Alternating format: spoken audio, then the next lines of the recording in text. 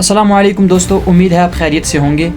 NASA کا ایک بہت بڑا سائنٹسٹ جسے اسپیس اسپیشلسٹ بھی کہا جاتا تھا، ایک دن اس کی نظر قرآن پاک کی ایک ایسی آیت پر پڑی، ایک ایسی آیت کے ریلیٹڈ اس نے سنا جس آیت نے اس کے دماغ کو جھنجھوڑ کر رکھ دیا۔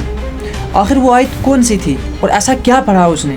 دیکھیں، اس نے کہا کہ یہ بات ممکن نہیں ہے کہ آج جو سائنس یہ بات بول رہی ہے 1400 سال پہلے کسی کتاب کے اندر وہ بات کیسے ہو سکتی ہے؟ دس از امپاسبل۔ آخر وہ کون سی بات تھی، کون سی سائنٹیفک ریئلٹی تھی جو قرآن نے پہلے ہی بتا دی؟ آپ کو یقین نہیں آئے گا، آخر تک ویڈیو میں بنے رہیں۔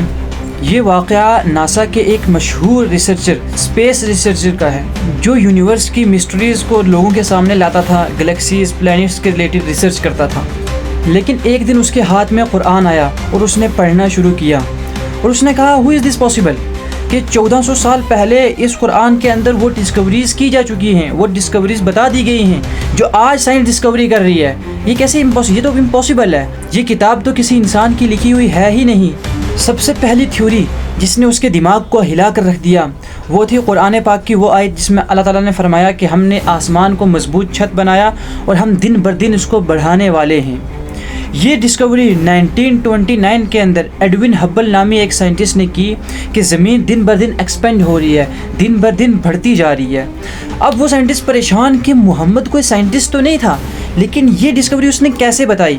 اس نے کہا کہ 199.9% یہ کسی انسان کی لکھی ہوئی کتاب نہیں ہے۔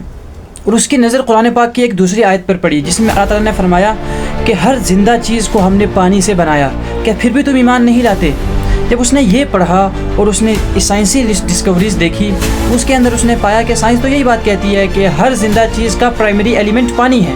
سیلز کی کیمسٹری، لائف کی شروعات، ہر چیز کا بیس واٹر میلیکیولز تھا۔ اور ماڈرن بایولوجی آج یہ بات کہہ رہی تھی، آج ماڈرن سائنس یہ بات کہہ رہی تھی کہ ہر چیز کو زندگی پانی سے ملی۔ پھر ناسا کے اس سائنٹسٹ کا یہ ریئیکشن تھا کہ یہ کتاب کوئی عام کتاب نہیں۔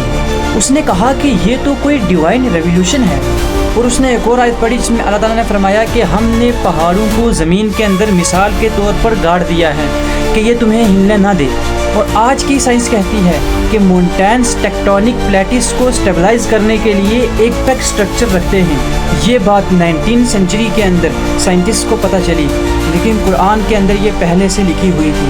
پھر اس نے یہ بات کہی کہ یہ محمد کی خود کی گھڑی ہوئی کتاب نہیں ہو سکتی، دس از امپاسبل، یہ تو کچھ اور ہی ہے۔ یہ سب دیکھ کر وہ سائنٹسٹ ایک کنکلوژن پر پہنچا کہ قرآن میں لکھی ہر بات 100% سچ ہے، اس میں کوئی شک و شبہ کی گنجائش نہیں ہے۔ اور پھر اس نے اور ڈسکوریز کی اور ریسرچ کی، ہر بار ڈسکوری کی، ہر بار ریسرچ کی، لیکن ہر بار 199.9% قرآن کی ہر بات ثابت آئی، قرآن آگے نکل گیا۔ اس بات کو دیکھتے ہوئے اس نے یہ بات تسلیم کی کہ اسلام ایک سچا مذہب ہے اور اس نے اسلام ایکسیپٹ کر لیا۔ خالی یہ ایک سائنٹیفک ڈسکوری نہیں، 1 2 3 4 بہت سی سائنٹیفک ڈسکوریز ہیں جو سائنس آج کر رہی ہے اور قرآن پاک کے اندر پہلے سے موجود ہیں، اور سائنٹسٹ بھی آج کے اس بات کو مان رہے ہیں۔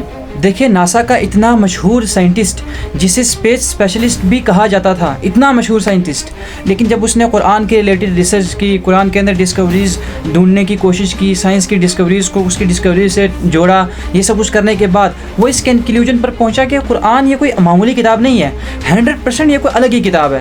اور اس کنکلوژن پر پہنچ کر سوچ سمجھ کر آخر لاسٹ پر اس نے اسلام قبول کر لیا، اس نے قرآن کو سمجھا۔